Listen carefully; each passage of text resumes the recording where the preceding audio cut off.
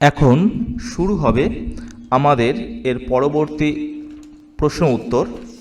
আমরা এখন যে প্রশ্ন উত্তরটা করছি সেটা হচ্ছে পশ্চিমবঙ্গ সরকারের সিলেবাস অনুসারে 5 নম্বর চ্যাপ্টার ক্লাস 10 পরিবেশ, তার সম্পদ এবং তাদের সংরক্ষণ।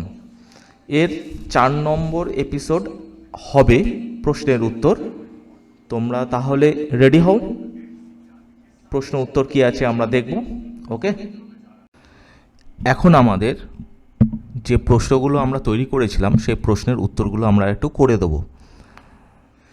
দেখো, অ্যামোনিফাইং ব্যাকটেরিয়া, একটি অ্যামোনিফাইং ব্যাকটেরিয়া ব্যাসিলাস র্যামোসাস আর ব্যাসিলাস মাইকয়েডিস, অর্থাৎ অ্যামোনিফাইং ব্যাকটেরিয়ার নাম হলো ব্যাসিলাস র্যামোসাস বা ব্যাসিলাস মাইকয়েডিস। তোমরা যদি এইগুলো নাম মনে থাকে শুধু ব্যাসিলাস স্পিসিস লিখবে, ব্যাসিলাস স্পিসিস, ব্যাসিলাস এরকমভাবে লিখবে, সায়েন্টিফিক নাম যেরকম হয় তার পাশে লিখবে এসপি, ব্যাসিলাস স্পিসিস। গ্যাসীয় নাইট্রোজেন থেকে নাইট্রেট লবণ তৈরি হওয়ার পদ্ধতি। গ্যাসীয় নাইট্রোজেন থেকে নাইট্রাইট, তারপর নাইট্রেট, এই যে এগুলো যে তৈরি হয় সেগুলো তৈরি হওয়ার যে পদ্ধতি, সেই পদ্ধতির নাম হচ্ছে নাইট্রোজেন আবদ্ধকরণ বা নাইট্রোজেন ফিক্সেশন। কি বলা হয়? নাইট্রোজেন আবদ্ধকরণ বা নাইট্রোজেন ফিক্সেশন। নষ্টকে যে কোষে নাইট্রোজেন সংবন্ধন ঘটে সেই কোষটার নাম কি? হেটারোসিস্ট। যে কোষে নষ্টকে নাইট্রোজেন সংবন্ধন হয় সেই কোষটার নাম হচ্ছে হেটারোসিস্ট। একটি প্রাকৃতিক কার্সিনোজেন, একটি প্রাকৃতিক কার্সিনোজেন আমরা সবাই জানি ছত্রাক থেকে বিষ বেরোয়, সেই ছত্রাক থেকে যে বিষটা বেরোয় সেটা হচ্ছে আফলাটক্সিন। এটা হচ্ছে অফলা আছে, এটা হবে আফলাটক্সিন, একটু প্রিন্টিং মিস্টেক আছে। আ হবে, ওটা অ হবে না, এটা আ হবে, আফলাটক্সিন। এবং স্যাফরল, আইসোস্যাফরল, ফয় রফলাটা এখানে পড়েনি, একটু তোমরা এখানে মার্ক করবে। প্রথমে দেখো আফলাটক্সিন আ হবে, ওটা অফলা হয়ে আছে, আর এখানে স্যাফরল, ফয় রফলাটা হয়নি, স্যাফরল আইসোস্যাফরল, ফয় রফলা হবে স্যাফরল। ঠিক আছে। 5 নম্বর দেখো, একটি রাসায়নিক কার্সিনোজেন, রাসায়নিক কার্সিনোজেন নিকোটিন, অ্যাসবেস্টার, কীটনাশক, আগাছানাশক, 2,4-D।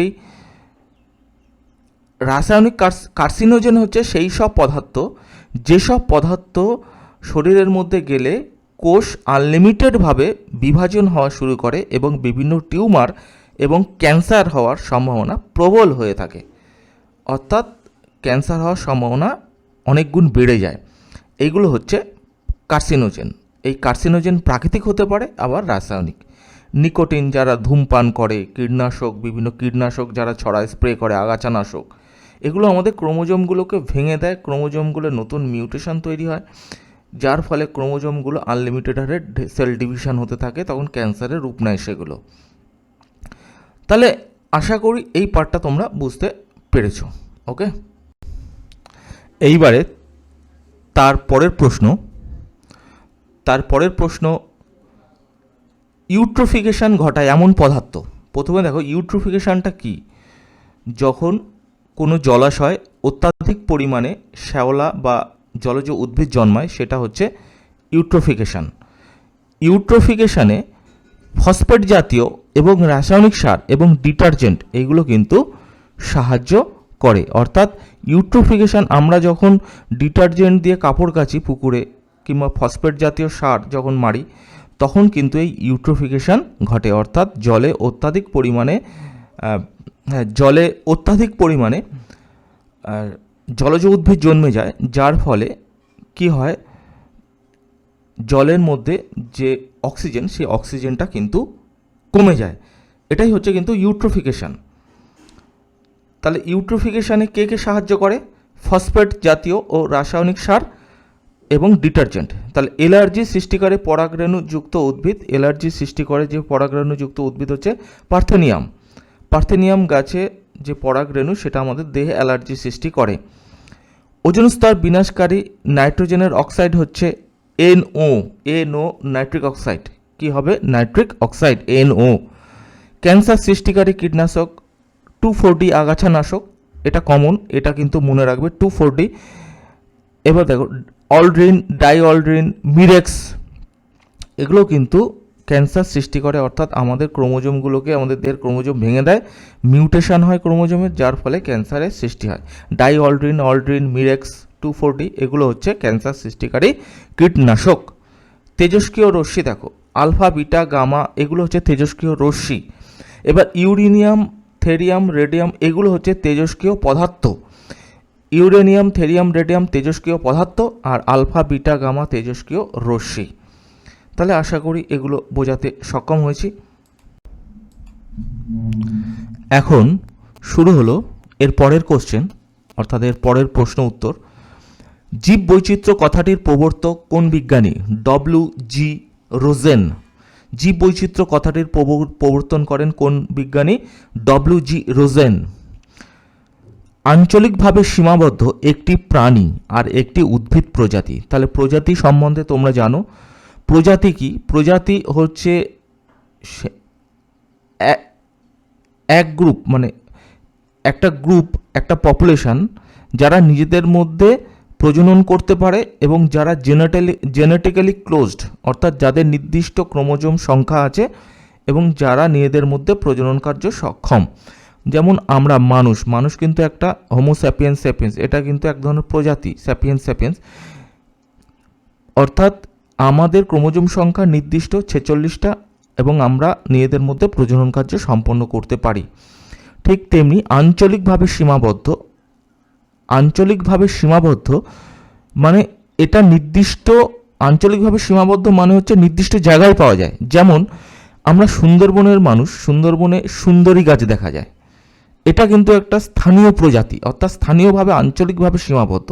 অর্থাৎ এই উদ্ভিদটা কিন্তু প্রাকৃতিকভাবে আমেরিকায় তৈরি হয়নি কিংবা আফ্রিকা মহাদেশে পাওয়া যাবে না।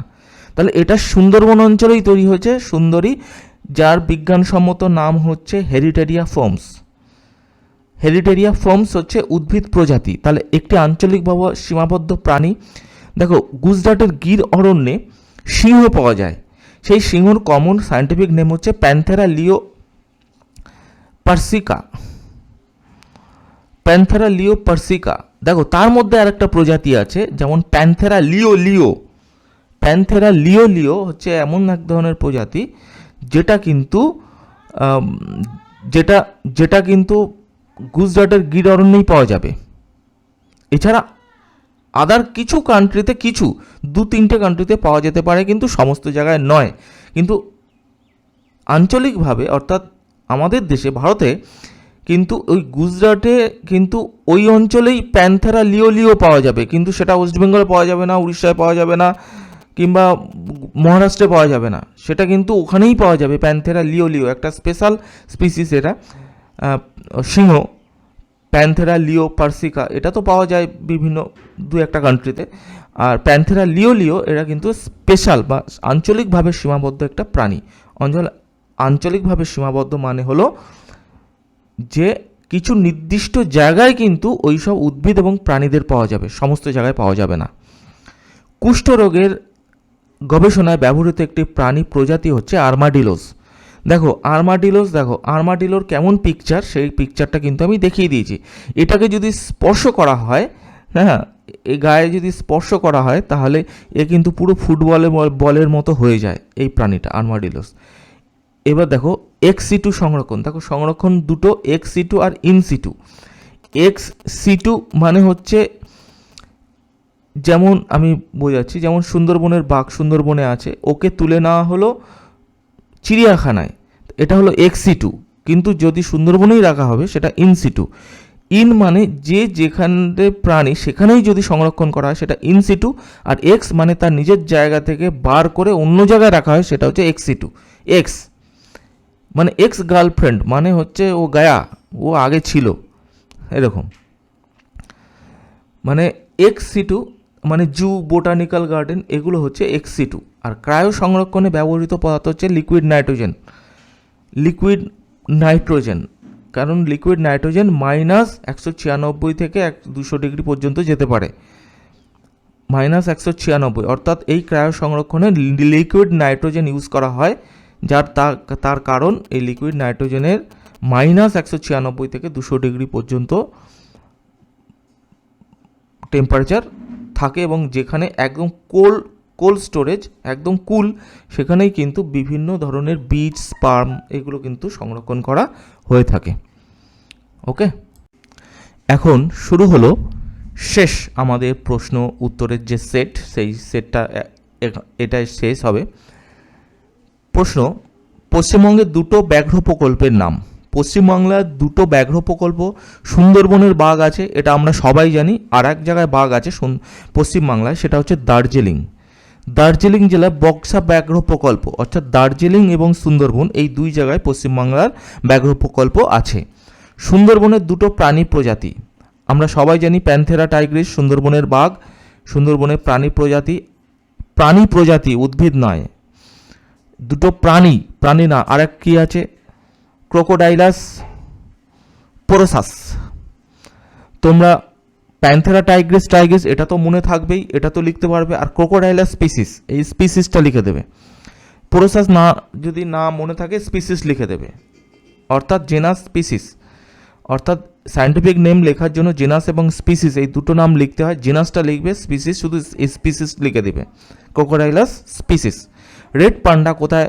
পশ্চিমবাংলার দার্জিলিং জেলার সিঙ্গলিলা ন্যাশনাল পার্ক। আর অরুণাচল প্রদেশের নামধাপা ন্যাশনাল পার্ক। কোথায়? রেড পান্ডা সংরক্ষণ কেন্দ্রের নাম রেড পান্ডা সংরক্ষণ হয় পশ্চিমবাংলার দার্জিলিং জেলায়। অর্থাৎ দার্জিলিং জেলাটা কিন্তু খুব ইম্পর্টেন্ট। দার্জিলিং জেলায় কিন্তু বাঘের প্রকল্প চলে, ব্যাঘ্র প্রকল্পও চলে, রেড পান্ডা। দার্জিলিং জেলাটা খুব ইম্পর্টেন্ট, দার্জিলিং। আর অরুণাচল প্রদেশের নামধাপা ন্যাশনাল পার্ক। এবার দেখো পিবিআর এবং জেএফএম, এটা খুব সহজ। People's biodiversity register and JFM joint forest management, এই দুটো নাম কিন্তু মনে রাখবে এবং বারবার লিখে প্র্যাকটিস করবে, এগুলো পরীক্ষায় আসার সম্ভাবনা প্রবল। পিপলস বায়োডাইভার্সিটি রেজিস্টার আর জয়েন্ট ফরেস্ট ম্যানেজমেন্ট। ভারতের একটি কুমির প্রকল্প ওড়িশার কুমির প্রকল্প বড়, ওড়িশার ভিতরকণিকা কুমির সংরক্ষণ কেন্দ্র। এছাড়া আছে পশ্চিমবাংলার সুন্দরবনের ভগবতপুর কুমির প্রকল্প উল্লেখযোগ্য। তাহলে মেন হচ্ছে কুমির প্রকল্প নাম আসলেই প্রথমে উড়িষ্যার নাম আসবে। উড়িষ্যার ভিতরকণিকা কুমির সংরক্ষণ কেন্দ্র। আর পশ্চিমবাংলায় আছে সুন্দরবনের ভগবতপুর, এই কুমির প্রকল্প উল্লেখযোগ্য। ভারতের একশৃঙ্গ গন্ডার, এটা এইখানে প্রিন্টিং মিস্টেক আছে, দেখো একশৃঙ্গ গন্ডার সংরক্ষণ কেন্দ্র। তাহলে ভারতে একশৃঙ্গ গন্ডার হয়, সেটা হচ্ছে পশ্চিমবাংলার জলদাপাড়া ও গরুমারা অভয়ারণ্য। পশ্চিমবাংলা কোথায়? পশ্চিমবাংলার জলদাপাড়া আর হচ্ছে গরুমারা অভয়ারণ্য গন্ডার সংরক্ষণ করা হয়, যেটা একশৃঙ্গ গন্ডার। কিন্তু দ্বিশৃঙ্গ গন্ডার কিন্তু সেটা আফ্রিকায় পাওয়া যায়, আমাদের কিন্তু ইন্ডিয়ায় পাওয়া যায় কিনা আমি জানি না। তবে এটা দ্বিশৃঙ্গ গন্ডার আফ্রিকায় পাওয়া যায়, আর একশৃঙ্গ গন্ডার আমাদের দেশেই পাওয়া যায়, জলদাপাড়া গরুমারা অভয়ারণ্যে এই গন্ডার সংরক্ষণ করা হয়ে থাকে। তাহলে এই যে প্রশ্নগুলো আমি বলে দিলাম কিংবা করে দিলাম, এগুলো তোমরা বারবার দেখো, একটু ন্যূনতম একটা আইডিয়া এসে যাবে এই চ্যাপ্টার সম্পর্কে। ওকে।